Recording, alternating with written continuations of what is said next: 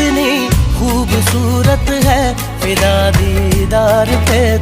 Finally डिब्बा तो खुल चुका है, तो ये चॉकलेट्स कौन खाने वाला है? तुम खोलना। अरे नहीं, हम खाएंगे भाई इसको, बिना खाए मेरा दिल नहीं लगेगा रात में। हमको तो मीठा पसंद नहीं है। तेरे मुकम्मल इश्क हो मेरा जरा सा। तो दोस्तों देख लीजिए आप लोग, ये क्या हो रहा है, यानी कि अंजलि किसी बड़े सरप्राइज की तैयारी कर रही हैं। प्यार तो दे दे पलक कदमों पे आ झुके। और मैं आपको बता दूं कि अंजलि गोरखपुर तो आ ही चुकी हैं, लेकिन अभी तक इनकी कोई भी न्यू रील नहीं देखने को मिली है आप लोगों को।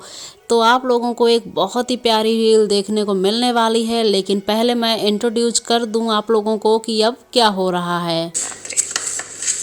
आप क्यों मेरी बेइज्जती कर रही हैं? ये खाई में क्या बेइज्जती है? अब खाती हो तो खा, तो तभी से खोल रही है, खुल नहीं रहा है। चक्कू को बकायदे लेके लो, ये मिठाई तो खुला हुआ है ना, इसको तो लेके खा ही सकती हो। तो दोस्तों देखा आप लोगों ने कि ये चल रही है मस्ती, लेकिन हम लोग एंजॉय करेंगे इस वीडियो को। So friends, thank you so much.